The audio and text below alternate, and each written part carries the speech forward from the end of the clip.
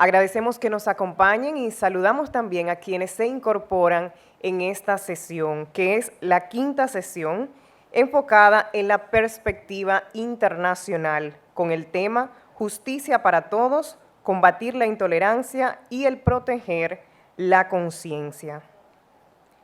Tendremos como moderador de este panel al licenciado Juan Monge, asesor senior en Derechos Humanos de las Naciones Unidas, República Dominicana. Los panelistas invitados, doctor Norberto Padilla, presidente Consorcio Latinoamericano de Libertad Religiosa, doctora Ana María Celis Brunner, directora Centro de Derecho y Religión de la Facultad de Derecho de la Pontificia Universidad Católica de Chile, licenciado Roberto Rojas, jefe de la sección de grupos en situación de vulnerabilidad del Departamento de Inclusión Social, Organización de los Estados Americanos, OEA, Estados Unidos. Scott Isaacson, asesor regional para América Latina, Centro Internacional de Estudios de Derecho y Religión y Escuela de Derecho. Les recibimos con un aplauso. Y solicitamos al moderador que se acerque al podio para dar inicio a nuestro panel.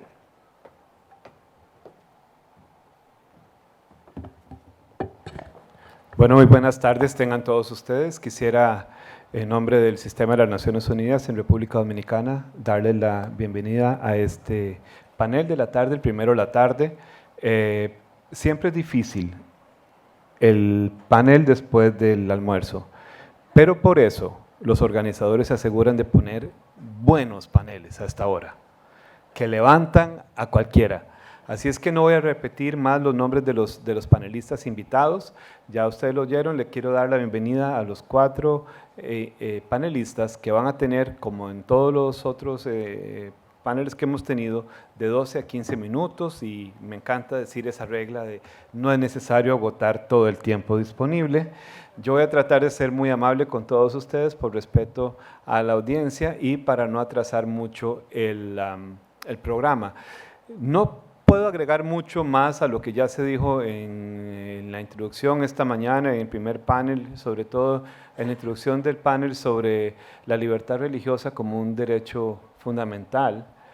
Yo solo quisiera recordar algunas cosas que sí también pensaba en ese momento, que la libertad de conciencia y religión es una de las libertades fundamentales tan esencial al ser humano que la damos por sentada y que es natural. No nos imaginamos nuestra propia realización como seres dotados de derechos sin tener esa opción a elegir una religión, a ejercerla, a manifestarla en público y en privado, a cambiar de religión.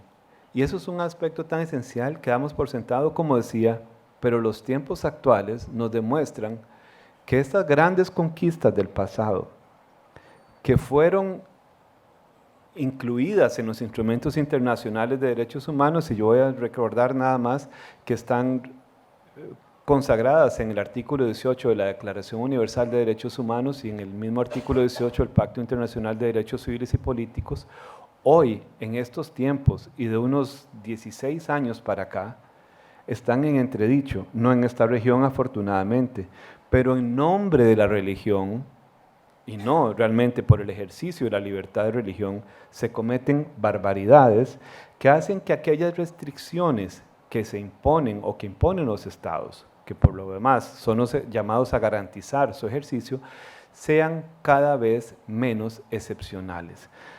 Sin más, le doy la palabra a los panelistas y no sé cómo se han organizado ustedes, si no vamos a hacer, por favor. Vamos a iniciar entonces. Yo voy a hablar de ahí. Voy a hablar de aquí. Mucho gusto. Muchas gracias.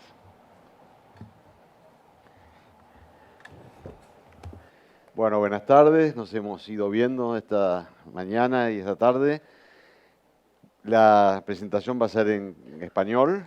Hay un PowerPoint en inglés. Y un panorama de la objeción de conciencia. Es un panorama que hay libros, tenemos al autor de uno de esos libros acá presente con nosotros, con Navarro Floria, pero así que esto tendrá que ser simplemente una mirada rápida, pero que les dé quizás, espero, la inquietud de seguirlo viendo. Objeción de conciencia se ha definido como la negativa del individuo, por motivos de conciencia, a someterse a una conducta que en principio sería jurídicamente exigible, ya provenga la obligación directamente de la norma, ya de un contrato, ya de un mandato judicial o de una resolución administrativa. Pasamos a la primera, por favor. Sí. Cuando hablamos de objeción de conciencia, es clásico mencionar el caso de Antígona, la famosa obra de teatro griego clásico de Sófocles, en el cual Antígona dice que no puede dejar sin enterrar a su hermano, aunque el rey Creón ha dado orden de pena de muerte para que lo haga. Ella dice, hay un derecho que está por encima de ese derecho positivo del rey y en conciencia yo me tengo que atender a ese derecho. También recordemos a Pedro en el Sanedrín cuando dice, juzguen ustedes si es justo obedecerles antes que a Dios. No podemos callar lo que hemos visto y oído. Y también los macabeos estamos dispuestos a morir antes de violar las leyes de nuestros padres.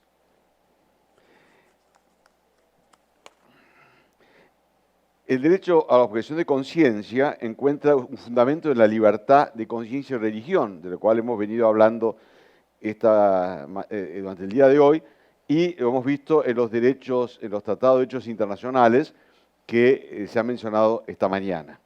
También en las constituciones, por ejemplo, de España y Portugal, o las de Ecuador, Paraguay, Brasil y Colombia, y en la legislación y jurisprudencia de países como Perú y la Argentina, está reconocida la objeción de conciencia. A la vez, tenemos ahora, te he anotado yo, que Cuba, en su Código Penal, prohíbe la objeción de conciencia.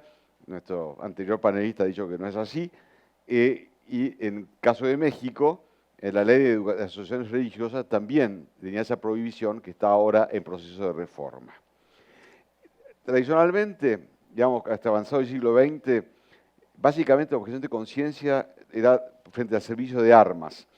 Y los sistemas totalitarios, autoritarios, precisamente prohibían tan severamente, como el caso de España, la objeción de conciencia, que el Concilio Vaticano II, la Constitución Gaudium Spes, pidió que las leyes tengan en cuenta, con sentido humano, el caso de los que se niegan a tomar las armas por motivos de conciencia y aceptan al mismo tiempo servir a la comunidad humana de otra forma. Y esto contribuyó efectivamente a aliviar la situación de los objetores de conciencia en España.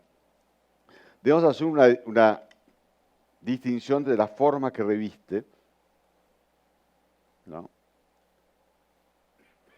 Esto es todo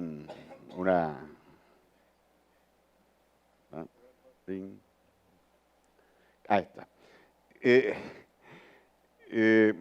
Existe dos formas que se suelen llamar de la objeción de conciencia.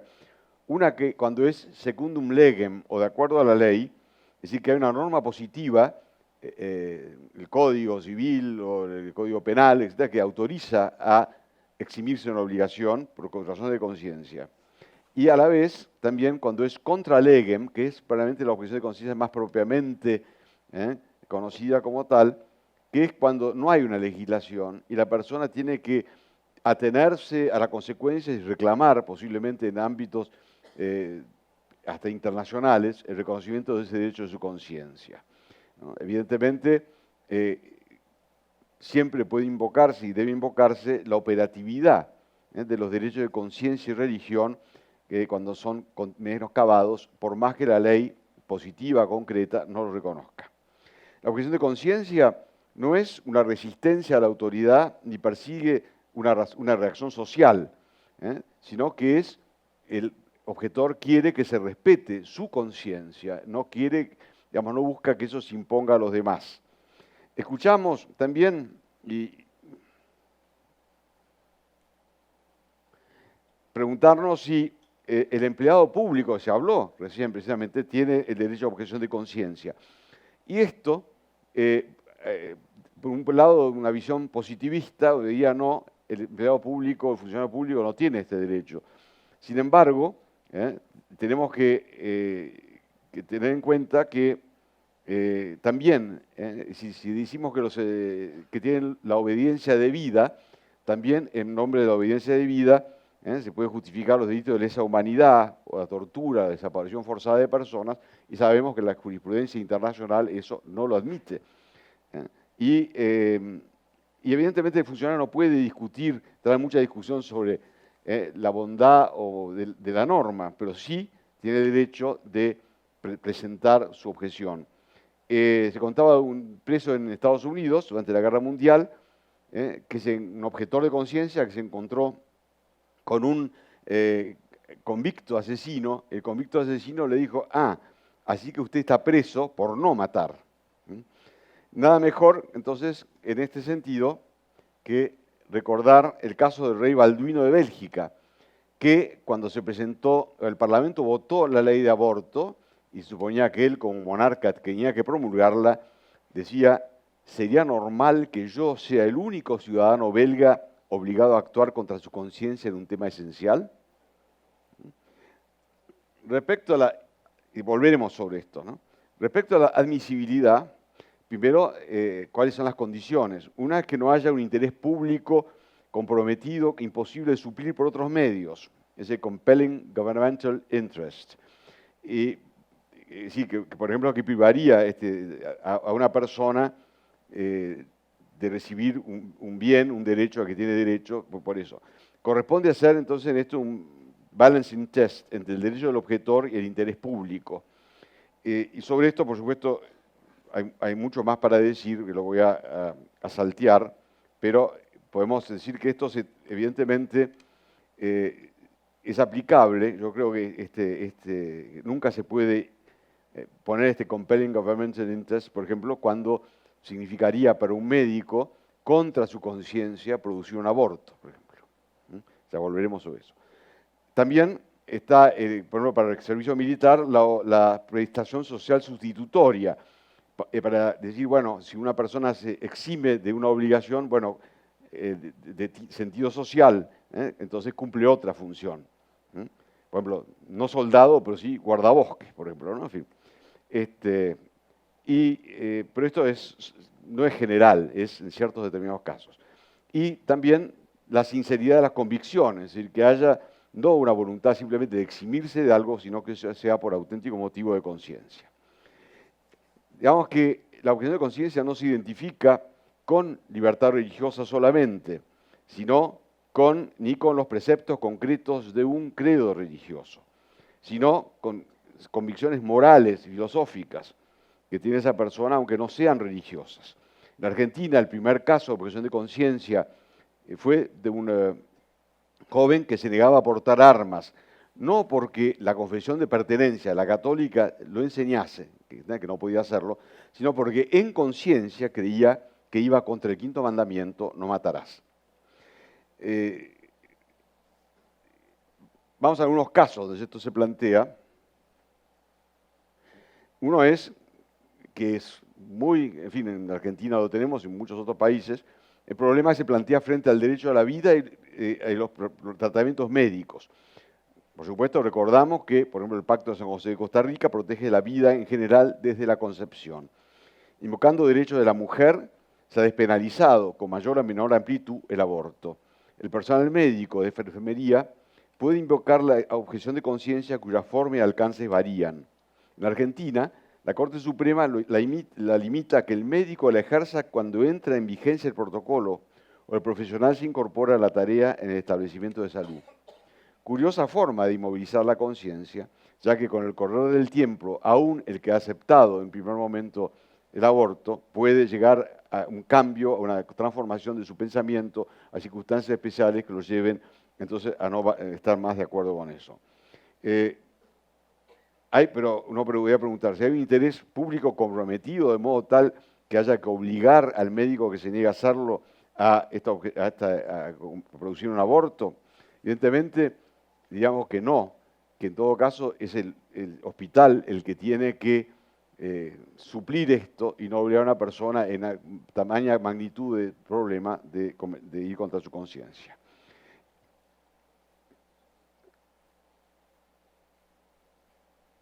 Los protocolos, como médicos, como existe en Argentina y en otros países, tienen determinados estos aspectos, sobre que por supuesto muchísimo más que decir, ¿no? Y en caso de que evidentemente no lo reconozca la ley, entonces esta persona puede hacer la objeción de conciencia contra legem. Entonces, y en ese sentido, el Papa Francisco tiene una frase muy buena que está ahí completa, pero yo simplemente voy a limitarme a decir que la defensa de la vida, dice el Papa, a veces requiere opciones valientes y a contracorriente, que en circunstancias especiales pueden llegar a la objeción de conciencia. Y quizás lo que el médico tiene que hacer y lo que el personal sanitario tiene que hacer básicamente está referido a esa frase, ser buenos samaritanos. Otro tema que es el de los tratamientos médicos que deben prestarse respecto a la voluntad de los pacientes que quieren o no recibir un tratamiento. Típicamente, caso de las transfusiones de sangre de los testigos de Jehová, del cual hay jurisprudencia, por lo menos en varios países, de reconocimiento de esta disposición y también leyes. Pero se plantea hoy en día también con el caso de la eutanasia, por ejemplo, o a la vez del ensañamiento terapéutico en ciertos casos, ¿no?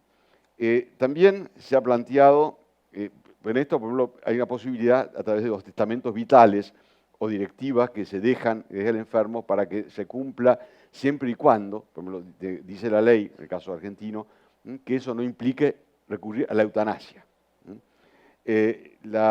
También están los casos de salud sexual y reproductiva. La Argentina, por ejemplo, se exceptuó de suministrar anticonceptivos a las instituciones de carácter confesional y demás centros privados de salud. Y en lo educacional, la misma ley permite que los establecimientos la apliquen en el marco de sus convicciones. También se ha hablado del caso del matrimonio, precisamente en los países donde se ha incluido o existe, como en la Argentina, el matrimonio igualitario, como se lo llama, de personas del mismo sexo. Evidentemente, se dijo específicamente el caso del oficial del registro civil. Es comprensible, creo, en general, que si uno ingresa a trabajar en un registro civil y a casar gente, sabe que esta legislación hoy es de la forma que quizás uno no estaría de acuerdo que fuera. Más o menos, ok. Y efectivamente ha habido casos en ciertos países, como en Estados Unidos, donde este problema, la objeción de conciencia por el matrimonio homosexual, ha llegado hasta el proveedor de catering, hasta el florista, el fotógrafo, que por razones de conciencia no quieren atender esa celebración, no quieren prestar su servicio a esa fiesta. Evidentemente ellos pierden plata con eso, claramente, ¿no? Sin embargo, se los ha llevado a los tribunales intentando que sean obligados a cumplir esto por una razón de igualdad o de discriminación. Otra pregunta importante es si existe la objeción de conciencia para las personas jurídicas. ¿Tienen derecho las personas, aunque no son humanas sino jurídicas? En un fallo de la Corte Americana decía, ellos no van a la iglesia ni cantan himnos, para citar un juez norteamericano. Pero evidentemente la persona jurídica es creada, dirigida y sostenida por personas humanas que para alcanzar determinados fines que la ley promueve, se recurre a la figura de persona jurídica. En los Estados Unidos, dos casos recientes han tratado este tema. Uno es el caso Burwell Hobby Lobby del 30 de junio de 2014, que dos empresas pertenecientes a cristianos menonitas se negaban a que su contribución al sistema de salud estuviera entre los métodos anticonceptivos de Day After Pill, por su carácter abortivo. Pero esta actitud representaba la imposición de multas por cantidades que llevarían a la cesación de pagos de las empresas. La Corte tomó en consideración la ley, que hemos citado antes, la ley del tema de libertad religiosa, y por mayoría de votos admitió la objeción por tratarse de empresas cuyas acciones pertenecían a grupos cerrados, closely held, en el caso familiares, The Hans and the Greens, ahí en la foto, el juez Samuel Alito, fallecido lamentablemente, y la jueza Ruth Bader Ginsburg, cada una en las posiciones contrarias en este fallo 5-4. Bueno, The Hans and the Greens, acá vemos The Greens, que estaba clara la decisión de declaraciones explícitas en defensa de la vida, de la concepción y su fe cristiana. Me permito señalar la importancia del amicus curiae presentado por instituciones académicas y de compromiso con la libertad religiosa, tales como la BIU y el Consorcio Latinoamericano de Libertad Religiosa. El otro caso es el de las Little Sisters of the Poor, que habían sido objeto de cuantiosas sanciones pecuniarias por su negativa a incluir los métodos anticonceptivos en su plan de salud. Por voto unánime de la Corte de 2016, compuesta de 8 miembros, porque había muerto el juez Alito precisamente, se llegó a una especie de situación de compromiso de que se siguiera conversando esto para que se llegara a soluciones compatibles con las convicciones religiosas de las hermanas.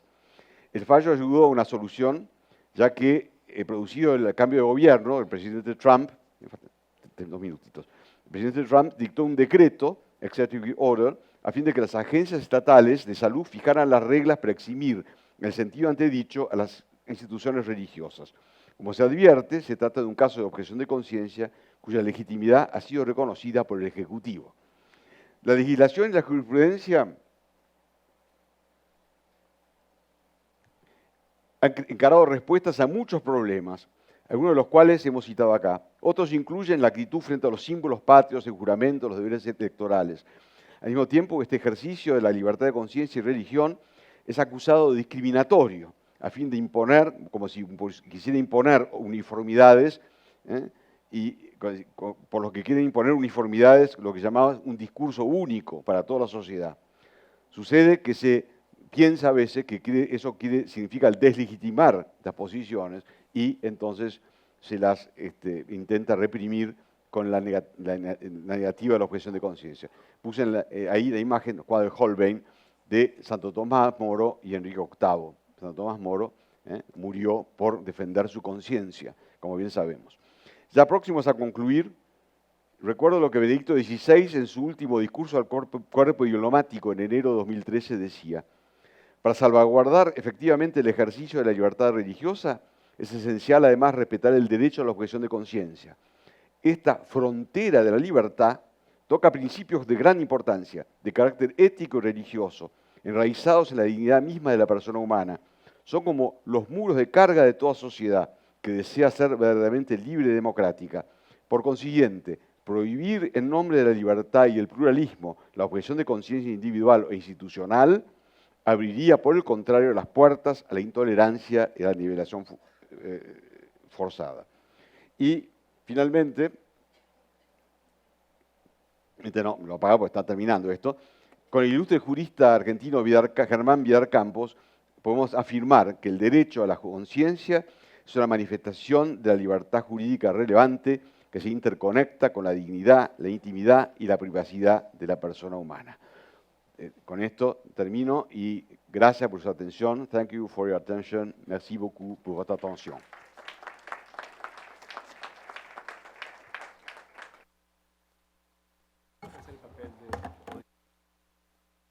Muchísimas gracias al doctor Norberto Padilla. Le damos la palabra a la doctora Ana María Celis Brunet, directora del Centro de Derecho y Religión de la Facultad de Derecho de la Pontificia Universidad Católica de Chile. Muchas gracias. También tendría que aparecer mi presentación. Ahí está. Pero en realidad, antes de comenzar en este momento que me corresponde hacer la intervención, quisiera detenerme un segundo en agradecer a quienes han organizado este encuentro, quienes hemos comenzado también en otras partes del mundo a tratar de estudiar, a ponernos en común, quienes teníamos el interés en estos temas, sabemos el esfuerzo que hay detrás, la renuncia que hay por dejar otras cosas y estar acá hoy, así es que muchísimas gracias. Y en representación también del Consorcio Internacional de Estudios del Derecho a la Religión. Quisiera agradecer el habernos invitado a participar en esta ocasión. Y esperemos, tal como ya preguntaba alguien, esperemos que no sea una ocasión única, sino que hayan más encuentros y podamos establecer redes para seguir estudiando y comprendiendo qué es la libertad religiosa, cuáles son las características fundamentales, cómo la podemos promover y cómo podemos prevenir ciertas acciones que la amenazan o la restringen. Y entonces, el panel de ahora se trata sobre justicia para todos y cómo combatir la intolerancia y proteger la conciencia. En ese sentido, creo que, sí, muy bien, acá, sí. En ese sentido, creo que una de las cosas que más intriga siempre cuando se empieza a tratar el tema de la libertad religiosa es la profunda diversidad que existe entre las religiones. Y a medida que hay más pluralismo, uno se da más cuenta todavía, no solo de las particularidades de la propia religión, si es que se tiene una, sino que también cómo entre unas y otras presentamos tantas diferencias en tantos ámbitos distintos. Y en ese sentido me fascinó el libro de este escritor escocés, que presenta 9 vías distintas, 9 caminos espirituales. Este es un escritor, escritor escocés que vive en la India hace más de 20 años y sus libros son acerca de la India y se adentró en el seguimiento de personas que vivían distintas experiencias y no de las religiones tradicionales, sino justamente de experiencias bastante distintas. Y en la introducción del libro se pregunta qué hace que un individuo abrace la resistencia armada como un llamado sagrado cuando otro practica devotamente la no violencia. ¿Qué hace que uno pueda crear un Dios mientras otro piense que Dios puede inhabitarlo? Yo creo que esa como pregunta sola nos deja como muy abierta la vastedad de las preguntas que nos hacemos sobre las distintas religiones y que nos parece tan normal respecto de la propia, pero que nos sorprende tanto respecto de la otra. Una de las historias que se cuenta en este libro es acerca de una persona que durante 9 meses al año está encargado de cuidar presos, sería gendarme en español, y los otros meses es un Dios temporal, y recibe ofrendas y regalos y demás. O sea, de experiencias tan disímiles, vamos a aceptarlas todas, no vamos a aceptar ninguna, hay que ser tolerante. Tolerante es la medida mínima. La tolerancia es simplemente el hecho de no penalizar a quienes eventualmente se podría penalizar, pero en el fondo no hay un reconocimiento explícito a ello. Y eso yo creo que nos llama a tener que hacer necesariamente algunas distinciones. Y quizás la principal distinción en este tema, que yo por lo menos he encontrado útil, se refiere a lo que se refiere... Me lo pegaste, Norberto, la maldición de Norberto. Se refiere a lo que es la libertad religiosa y laicidad. ¿Y por qué voy a insistir en esto? Porque muchas veces hay ciertos asuntos que no son de libertad religiosa, que aparecen a través de otros conflictos, y hay otras veces que no son tampoco de un derecho fundamental, sino de una relación institucional. Y entonces, cuando estamos hablando de libertad religiosa, nos estamos refiriendo a un derecho fundamental, por lo tanto emana de la dignidad de la persona humana y tiene una dimensión individual, pero también otra colectiva. Es lo que nos recordaba el profesor Navarro Floria, entre creer o no creer, cambiar de religión, manifestarla en público y en privado, individual y colectivamente. Se relaciona casi siempre con otros derechos fundamentales. Hemos mencionado hasta ahora el de igualdad y no discriminación, pero está el derecho de propiedad, el de asociación, la libertad de expresión, el derecho de educación, la libertad de enseñanza. La libertad religiosa pasa a vincularse con todos estos derechos y en algún momento hay que resolver los conflictos que pasan por la persona, pero también por la asociación a la que eventualmente se pertenece. Y entonces ahí necesariamente tenemos que ir, igual que los demás derechos fundamentales, en relación a lo que es la promoción del disfrute de todos los derechos fundamentales, pero también a prevenir riesgos en ese sentido, y por eso es que la pregunta de los límites cada tanto tiempo aparece. En cambio, la laicidad es más bien, se refiere más bien a la relación institucional que tiene el Estado con las distintas organizaciones religiosas. y es mucho más allá de un término que puede o no existir. A mí me asombra, por ejemplo, en las constituciones latinoamericanas, cómo la palabra se usa poquísimo, pero en los países no cabe duda que se trata de un Estado laico. ¿Y por qué es esto? Porque va mucho más allá de un término y va normalmente a designar el tipo de separación o de autonomía que tiene el Estado respecto a las distintas organizaciones religiosas y cómo no adopta ninguna como aquella oficial. Muchas veces, además, lo que se refiere a laicidad se utiliza para ir contra una religión establecida, invocando la laicidad y diciendo el Estado no puede tener ninguna intervención, casi llegando a privatizar eventualmente la religión. Y entonces una de las medidas más fundamentales que tenemos para valorar de qué tipo de laicidad estamos hablando es ver qué pasa en el ámbito público, qué pasa cuando nos encontramos todos en la plaza, digamos, o en la escuela. Para mí, lamentablemente no se ve en el arriba nomás, pero esta es una simplificación de un cuadro realizado por el profesor Cole Durham, que estimo de la BYU, que estimo que es de mucha ayuda para poder comprender este doble juego que tenemos que tener entre libertad religiosa y las relaciones institucionales con la Iglesia y el Estado. Si se fijan, en ambos extremos hay ausencia de libertad religiosa, tanto si hay identificación positiva como identificación negativa con la libertad religiosa. Es decir, no hay libertad religiosa tanto si hay un Estado teocrático, porque normalmente va a exigir suprimir a todas las demás religiones, y tampoco hay libertad religiosa cuando hay un Estado hostil hacia las religiones o a la dimensión espiritual de la persona en la vida en sociedad. Entre medio encontramos distintas variantes. Entre medio, una identificación parcial puede ser la que asume el Reino Unido cuando tiene una iglesia establecida, que tiene incluso representantes en el Parlamento, pero que no menoscaba la libertad religiosa de las demás organizaciones religiosas presentes en su territorio. O tenemos distintos niveles de cooperación o de colaboración, como por ejemplo en España, que incluso sella con convenios específicos su estilo de relación institucional con evangélicos, musulmanes, judíos y católicos. Para el otro lado, cuando ya nos acercamos a otro tipo de ausencia de libertad religiosa, pero en estilo negativo, va esta separación de estilo de laicidad, que algunos han llamado sana laicidad, pero que fundamentalmente la vemos más en Estados Unidos cuando se prohíbe el establecimiento de una religión. Y en cambio el laicismo, yo tengo un problema con el laicismo porque considero que nadie se autodenomina laicista.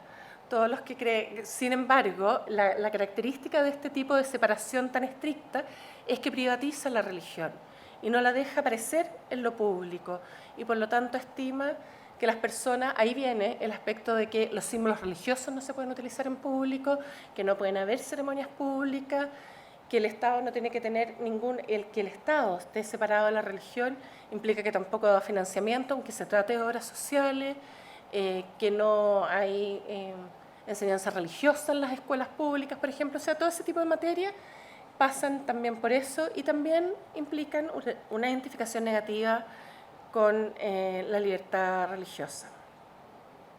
¿Qué propuestas entonces pueden existir para combatir la intolerancia y proteger la conciencia? Les anunciaba desde el inicio que creo que acá hay dos ámbitos, la prevención y la promoción. En cuanto a la prevención, y esto a veces no es muy políticamente correcto decirlo, pero creo que hay que enfrentarlo, y es que las organizaciones religiosas tienen una responsabilidad grande en esto. Tienen que contribuir a crear aquellas condiciones mínimas de credibilidad que proporcionen al Estado el que son un interlocutor válido. Por eso es que importa tanto que existan buenas relaciones con el Estado, pero no solo con el Estado, sino también que esas organizaciones religiosas sean serias. Y no tanto serias por el contenido de la creencia, sino también por el comportamiento de sus miembros.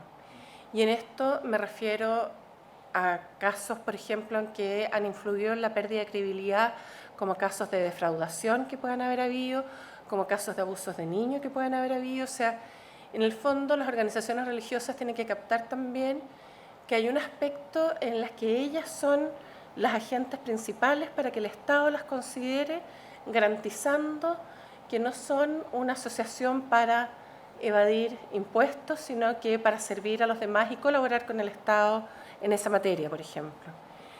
En ese mismo sentido, todas las iniciativas de profundizar en diálogo interreligioso no puede sino que beneficiar justamente en esta perspectiva, porque cuando hay libertad religiosa para una organización religiosa, aprovechan todas las demás, y por lo tanto esa fórmula o esa ley en el fondo pasa a ser una garantía para todos el que todas se comporten bien y que no haya un elemento de corrupción en ella. Y por otro lado, en cuanto a la promoción, es principalmente por parte del Estado a quien le corresponde promover, y esto implica el ir desarrollando en distintos pasos, con la misma energía que el Estado invierte en salud, en educación, en asociación, debiera ocuparlo en libertad religiosa. Y quizás una de las reflexiones que uno pudiera hacer es que en América Latina, ya lo se decía antes, casi como que se da por obvio, digamos, que existe libertad religiosa, pero no sé si es tan real que consideramos la libertad religiosa un derecho fundamental. Perdón, no se me pasa. Ahí. Relaciones institucionales, leyes de libertad religiosa y todo eso debieran de ir en el fondo promovidas por el Estado dentro de un territorio o nación. ¿Qué reflexión se puede hacer respecto a América Latina? El profesor Navarro Flores siempre dice el realismo mágico en América Latina no es solo como literario, sino que también es un realismo mágico jurídico, y muchas veces nos topamos con algunas cosas que nos desbordan en cuanto a la incoherencia que existe entre la ley y la vida real. Pero yo quisiera solo como destacar la necesidad que tenemos en América Latina y en el Caribe, por cierto, de identificar cuál es nuestro contexto histórico que nos da los ejes o las claves para comprender por qué en esta región han estado ausentes las luchas religiosas, el pluralismo se ha aceptado como algo natural y había una convivencia pacífica entre distintas religiones. Y los ejes, en cambio, europeos, cuando se estudian estas materias, aparecen siempre dos en el siglo XVI. Una, ese superar las guerras de religión por el principio de que de quién es la religión, por lo tanto ya no se mataba a alguien, pero sí podía salir de ese territorio. Y por otro lado, que había que hacer como si Dios no existiera, porque no iba a ser parte de la solución, como diríamos hoy en día, sino que era quien dividía. La necesidad que tenemos de autocomprender nuestra realidad en esta materia surge también por el hecho de todo lo que podemos aportar. Y en eso creo que también, y para ir concluyendo, una cosa que a mí por lo menos la encuentro como emblemática y que me ha servido para identificar esto, cuando pienso en el rol del Estado, pienso en esta bocina claxon, se dirá acá también, ¿o no? ¿Cómo se dice acá? ¿Claxon? Nosotros le decimos bocina en Chile. Pensando en el ámbito público, y pensando qué Estado queremos. Se supone que hay uno de estos como cuestiones top así, de que el nanosegundo que existe en el mundo es el más corto, digamos, el más breve, es el tiempo que media entre que den la luz verde y un auto suene la bocina detrás en Nueva York. Esa sería como la cosa más rápida, digamos, de milésimas de segundo que existe. Y ese sería, si estamos hablando en estos términos, un estado hostil a lo religioso. Un estado que no deja ni siquiera que el tráfico se desarrolle y nos encontremos en la sociedad, sino que inmediatamente presiona y alerta. Yo vengo de un país, en Chile, en donde el tocar el claxon acarrea una multa, y por eso me disturba además mucho escucharlo siempre, porque siempre lo encuentro una agresión, pero en el fondo lo que está haciendo ahí el Estado es controlar y sancionar, que tampoco es un ideal cuando estamos pensando en este panorama de la armonía entre la libertad religiosa y las relaciones institucionales. En Jaipur, en la India, en donde el tráfico es casi imposible y no solo pasan autos, ni carros, ni motos, sino que además animales solos o acompañados. La única manera de advertirse unos con otros es ir tocando la bocina, porque no hay espejo que alcance a ver el tráfico que existe. Y por lo tanto, quizás eso es ir avisando, no es un ruido frenético entonces o hostil, sino que es un estado preventivo, es un estado que va avisando y va poniendo estos sonidos. En Chichigalpa, Nicaragua, se toca la bocina para saludar a los vecinos. Ese es el lugar del azúcar y del ron, y en donde en cada cuadra de verdad se va tocando el claxon todo el tiempo. ¿Pero por qué se va haciendo eso? Porque voy saludando al otro y voy festejando que el otro también comparta conmigo este espacio público donde cabemos todos. Muchas gracias.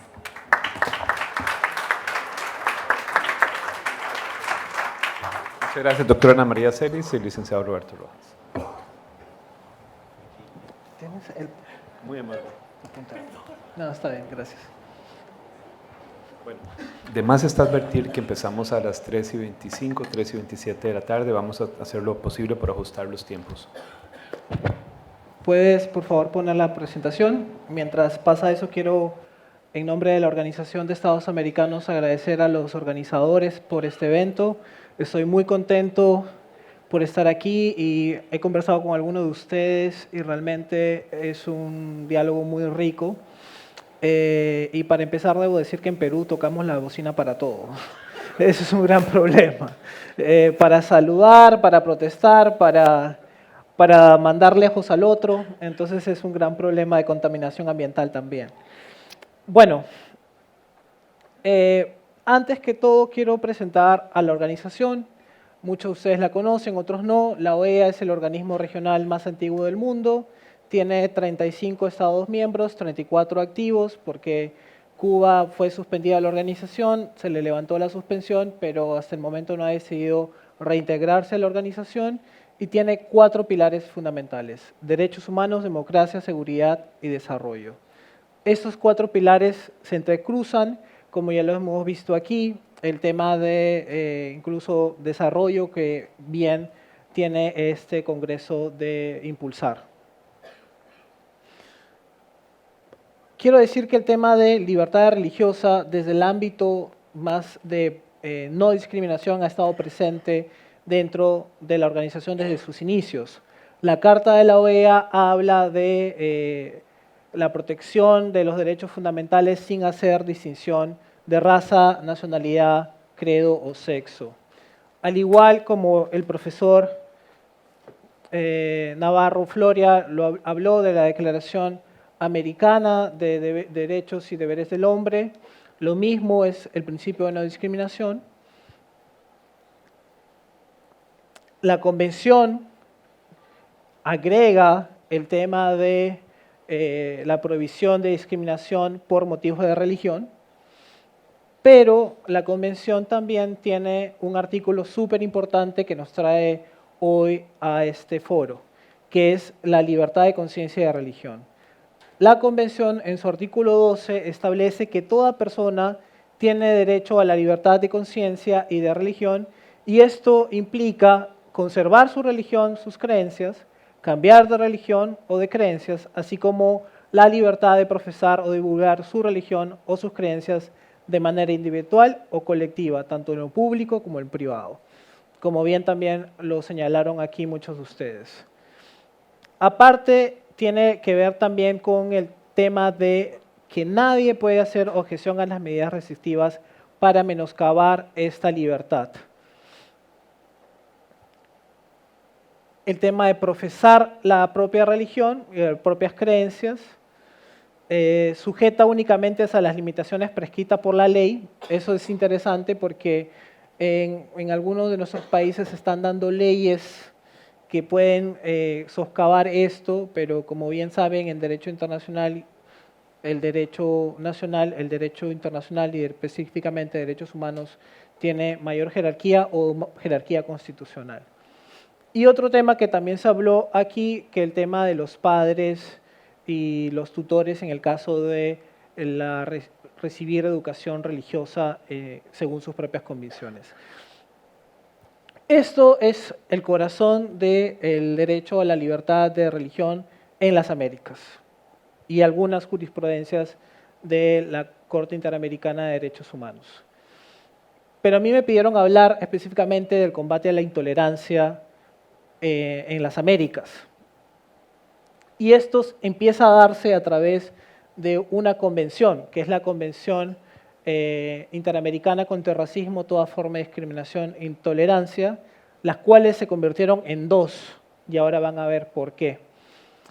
En el año 2000, y eso tiene que ver con un proceso que es un proceso que viene desde Naciones Unidas con la tercera conferencia mundial contra el racismo, toda forma de discriminación y formas conexas de intolerancia, la organización empieza a debatir la posibilidad de tener una convención, ya que Naciones Unidas tiene su propia convención, pero de discriminación racial, del 69.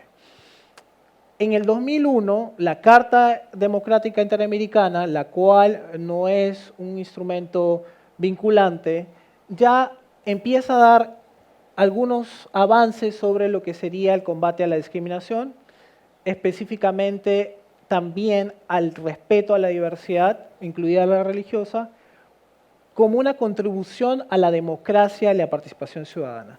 Eso es muy importante porque también en los últimos años hemos visto un fenómeno muy interesante en que también muchas iglesias han estado participando activamente también en política.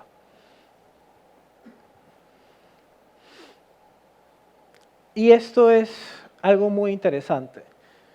En medio de la negociación, y yo estaba asesorando el grupo que negociaba esta convención o las convenciones, se empezó a dar un debate, y un debate que indirectamente tiene que ver con el tema que nos trae hoy, que es que la negociación se había estancado por algunos motivos, y uno de esos motivos es el tema de orientación sexual y expresión de identidad de género.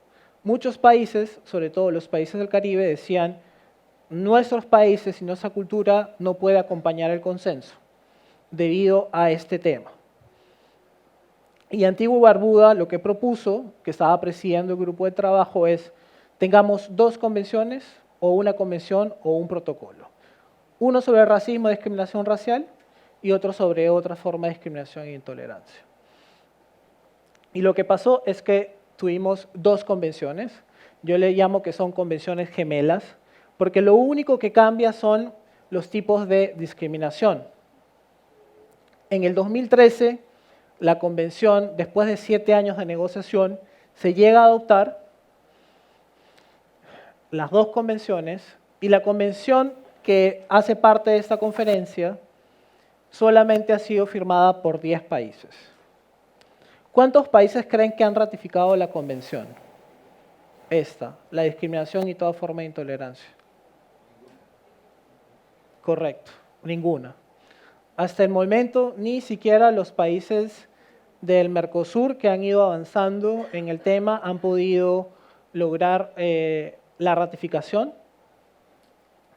Es curioso porque el único país del Caribe que ha firmado la convención es Haití. Antigua y Barbuda firmó la de racismo, no la de toda forma de discriminación e intolerancia, pero al ver la película completa, por decirlo de alguna manera, es que muchos no han visto que también esta convención tiene fundamentos importantes para la libertad religiosa. Y ahí es donde entra el tema del diálogo, que hay que ver con otros grupos, y que por eso me alegra estar aquí en este foro. Primero habla, y esto desde que se empezó con el primer borrador en el 2005, ya había dado un brote sobre el aumento general de la intolerancia, ya había pasado el 11 de septiembre, ya había pasado lo que pasó en Argentina con el atentado a la Mutual judía. Habla de, y lo voy a leer textualmente, que los países miembros están consternados por el aumento en general en diversas partes del mundo de los casos de intolerancia y violencia motivados por el antisemitismo, la cristianofobia y la islamofobia, así contra los miembros de otras comunidades religiosas, incluidas las de origen africano, que es lo que nuestro compañero cubano hablaba, y es importante traerlo a la mesa porque hay otro instrumento dentro del marco de la OEA que habla sobre las religiones de origen africano.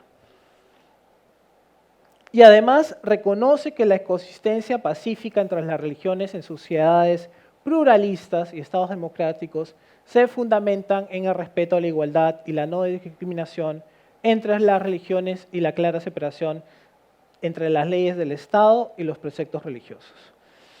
Yo me quiero detener en el tema del respeto a la igualdad y la no discriminación entre religiones, porque evidentemente en América Latina ciertos sectores tienen, por cuestiones históricas, tienen un acercamiento a ciertos estados.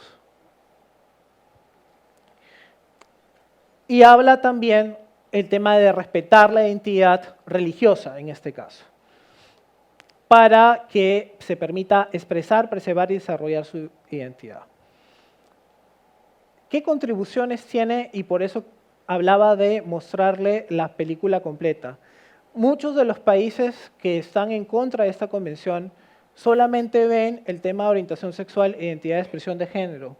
Pero dentro de esto está el tema también del combate a la discriminación por motivos de religión o por motivos conexos que tienen que ver con el tema migratorio, el tema de refugio, el tema de repatriado y el tema de apatridia.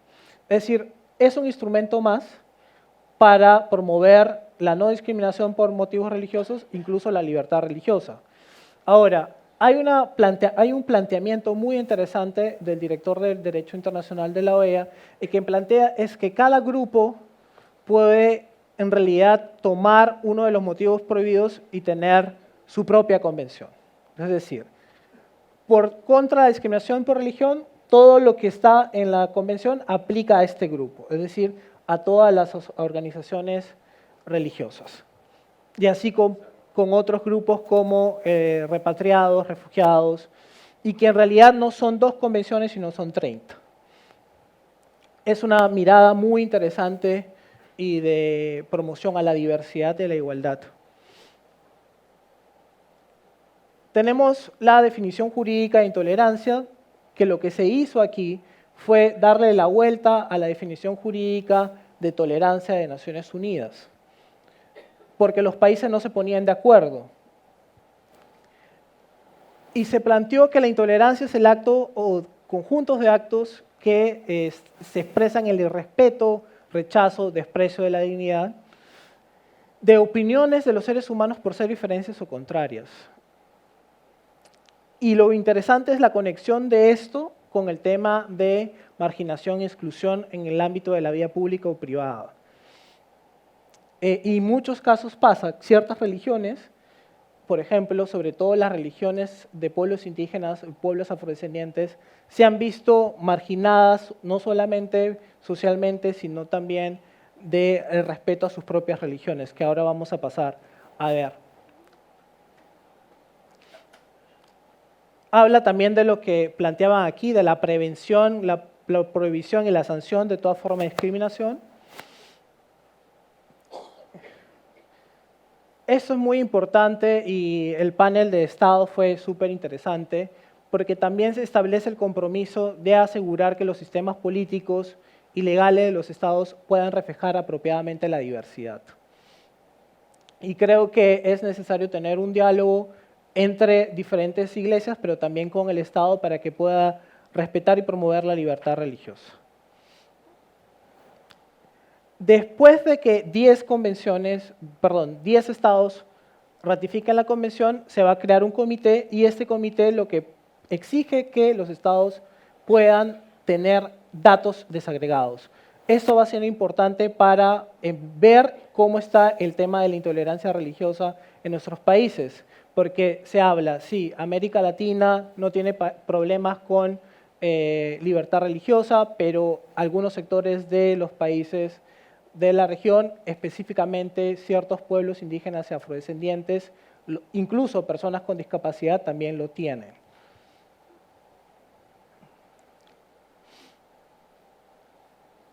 En líneas generales, esta convención puede ser un gran aporte para promover la lucha contra la discriminación e intolerancia.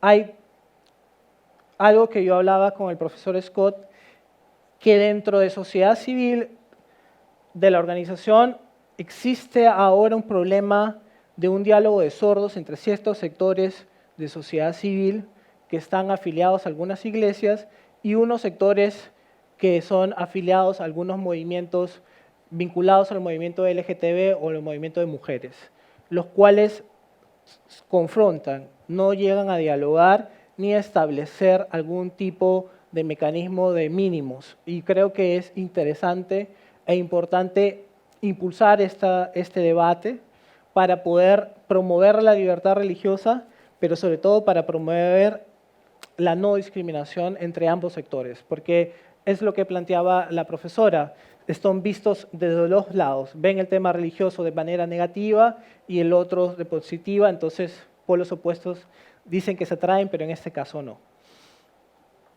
Rápidamente, para terminar, el Plan de Acción de Afrodescendientes de la OEA plantea el reconocimiento de que existe una discriminación contra religiones de matriz africana y que es necesario promover su respeto y tolerancia. Y recomienda a la Comisión Interamericana a que monitoree y priorice un estudio sobre estas situaciones, porque en ciertos países de la región, como Brasil, las religiones de matriz africana están siendo atacadas, las casas de santos están siendo quemadas y están siendo perseguidos lamentablemente. La Declaración Americana de Pueblos Indígenas es muy interesante porque reconoce la espiritualidad indígena como tal, a diferencia de la Declaración de la ONU que lo vincula con el tema cultural. Este punto también es muy importante. Y para finalizar, quiero presentarles algo que está haciendo la organización, que es la Casa Común, que es una plataforma de diálogo y participación interreligioso e intercultural promovido por la OEA para específicamente promover la reconciliación, pero sobre todo con el objetivo de tener un consenso común sobre el cambio climático. El primer diálogo fue el año pasado en el Vaticano, con la Secretaría General de la OEA, el Vaticano y el diálogo interreligioso. Fue muy interesante porque dentro de sus conclusiones hablan de la necesidad del cuidado común que es nuestro planeta, el tema de América como una zona de paz, el tema de la desigualdad y la exclusión como uno de los grandes desafíos de nuestra región. Aquí hablaban, bueno, si somos la región donde la libertad religiosa es muy importante y no hay tantas amenazas, ¿por qué seguimos siendo la región más desigual? Y esta eclíptica es muy importante, la eclíptica Laudato Si, que es la eclíptica papal que habla sobre los derechos humanos, la democracia y la tolerancia religiosa. Pero también incluye el tema del cambio climático. Si ustedes recuerdan la visita de Donald Trump, el Papa Francisco le otorgó un documento, pues era el Laudato Si.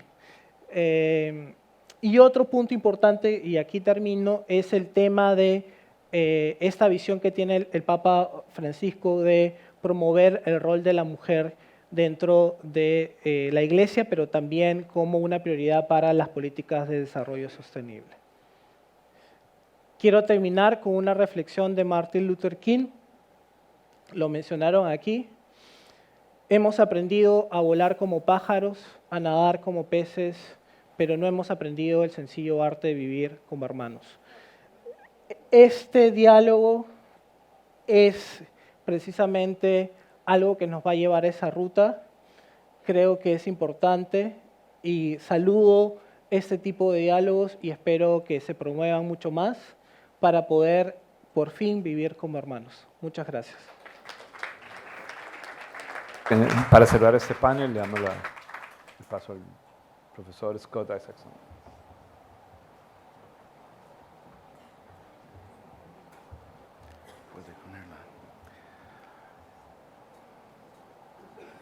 Muy buenas tardes a todos. Los fieles, los valientes que todavía están despiertos. El último discursante de hoy. Yo voy a tocar, no habíamos planeado eso, pero va directamente justo con la presentación de Roberto. Voy a intentar explicar por qué ningún país ha ratificado la convención. Voy a tratar el tema de garantizar la equidad, la justicia y la inclusión para todos, principios básicos para abordar la discriminación mientras respetamos otros derechos humanos. En los últimos años hemos visto un incremento de nuevas leyes y de proyectos de leyes, así como algunas decisiones judiciales que prohíben o sancionan la discriminación. Por ejemplo, la convención de Roberto acaba de mencionar. Y yo voy a hablar solamente de la Convención contra toda forma de discriminación e intolerancia. No estoy hablando de la otra convención contra el racismo, con la cual no tengo un problema. Yo tengo un problema con la Convención contra intolerancia y discriminación. La convención a la presente fecha no ha sido ratificada por ningún miembro de la OEA, no obstante es objeto de consideración en varios países. Por supuesto, es sumamente importante afirmar desde el principio que no estoy a favor de la discriminación o la intolerancia. De hecho, estoy a favor de más protección legal para grupos y personas que históricamente han sufrido discriminación. Sin embargo, como explicaré, un esfuerzo por abordar problemas reales de discriminación e intolerancia, la Convención y otras leyes y proyectos de ley similares a veces van demasiado lejos y no reconocen la existencia de otros derechos humanos básicos y fundamentales. Por ejemplo, las disposiciones de la Convención constituyen una amenaza para las libertades de expresión, la asociación y religión, así como los derechos de los padres de dirigir y garantizar la educación de sus hijos de acuerdo con sus propias convicciones morales, éticas y religiosas. La Convención define la intolerancia como un acto o conjunto de actos o manifestaciones que expresen el irrespeto, rechazo o desprecio de la dignidad, características, convicciones u opiniones de los seres humanos por ser diferentes o contrarias en cualquier ámbito de la vida pública o privada.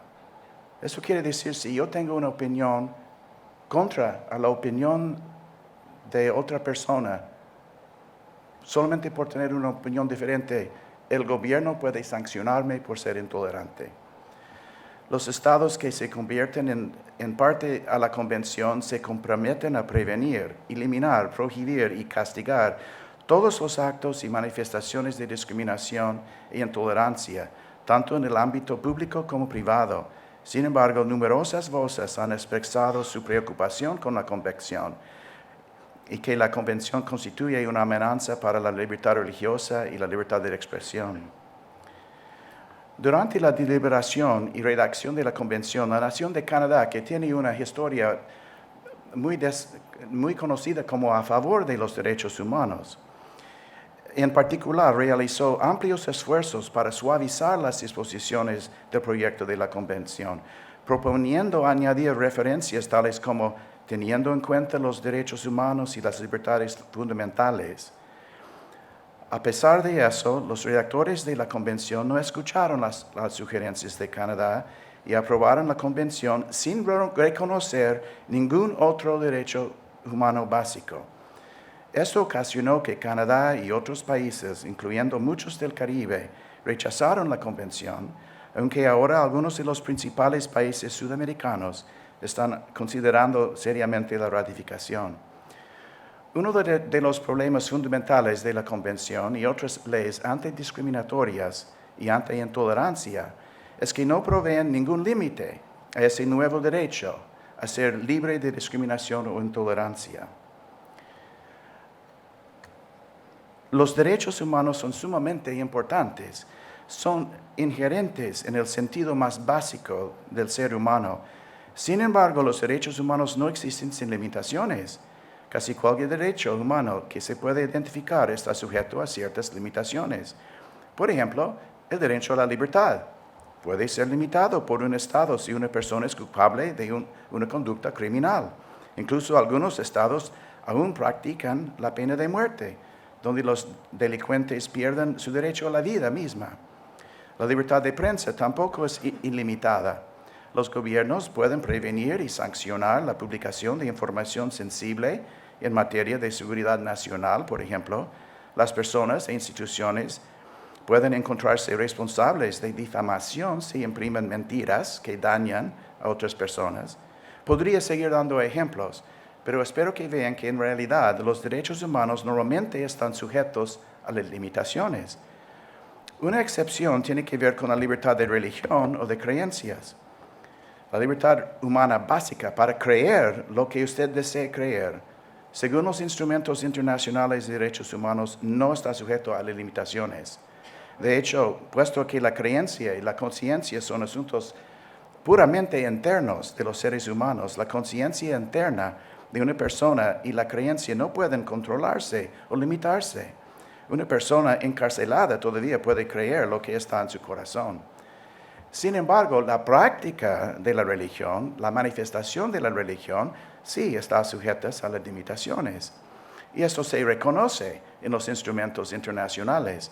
El Pacto Internacional de Derechos Civiles y Políticos, por ejemplo, dice que la libertad de expresar la propia religión o creencia solo podrá quedar sometida a las limitaciones que establezcan por ley y que sean necesarias para proteger la seguridad, el orden, la salud y la moral público, o los derechos a las libertades fundamentales de los demás.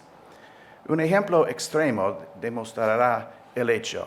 Una persona o un grupo de personas tiene derecho a creer en el sacrificio humano como concepto, pero serían prohibidos y sancionados si alguna vez intentaron manifestar dicha creencia religiosa.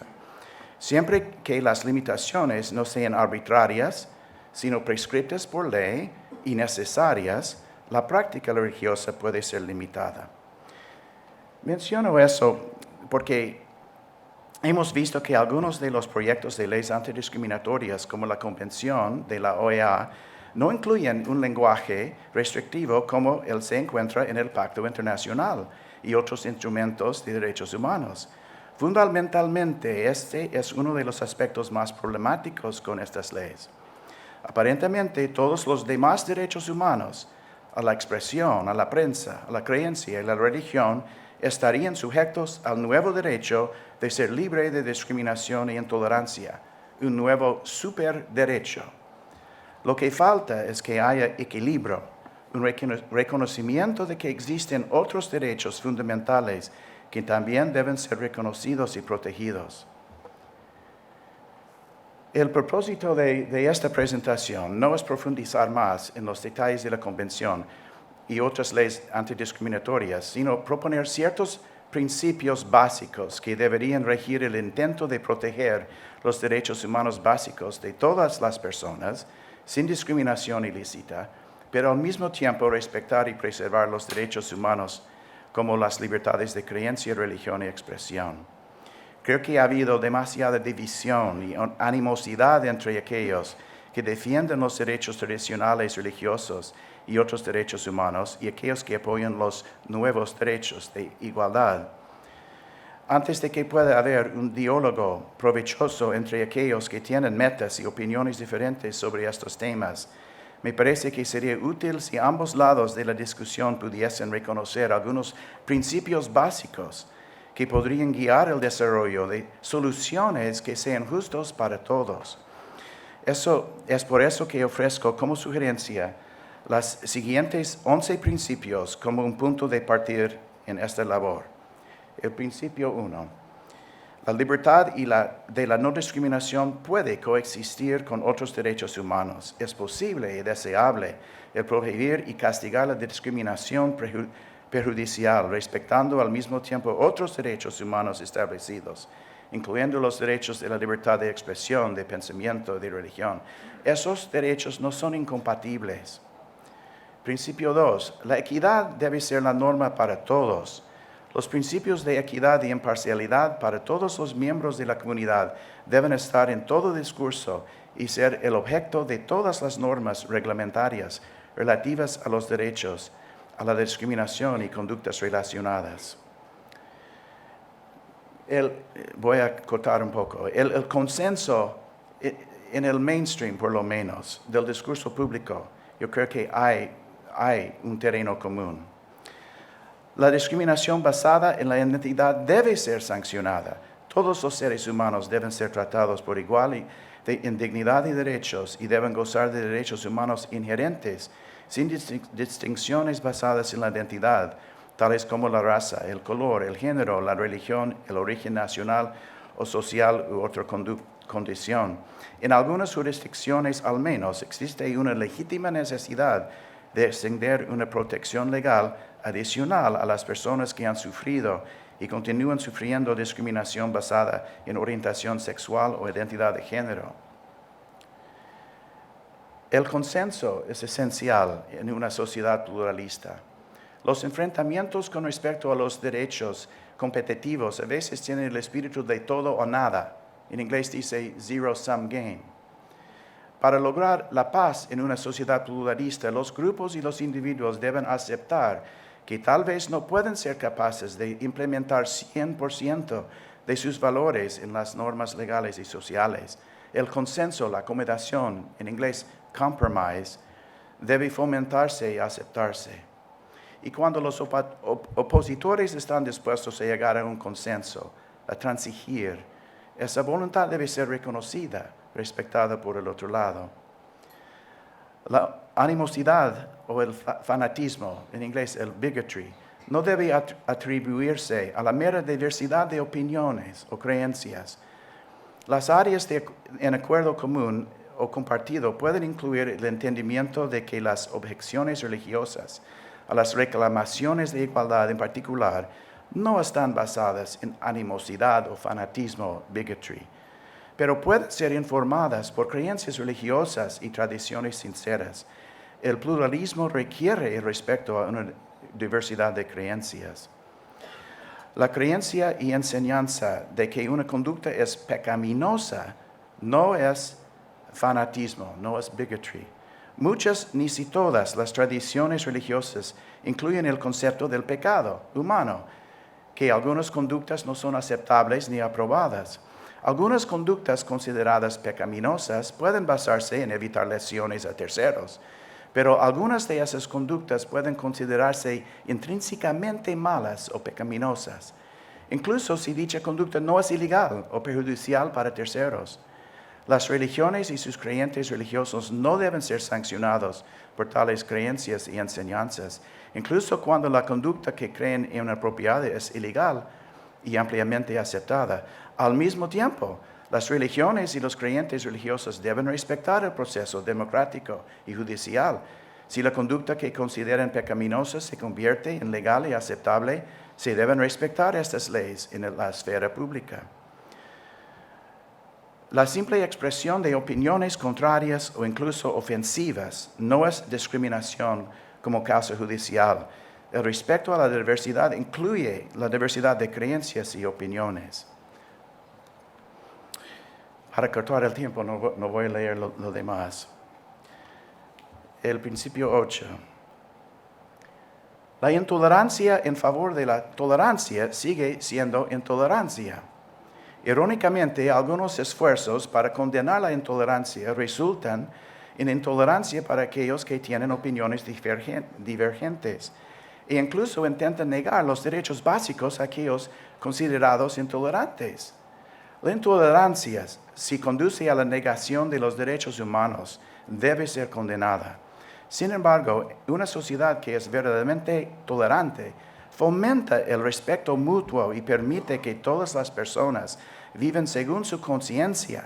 No importa cómo se sustente esta conciencia, siempre y cuando no amenace la seguridad o el orden público.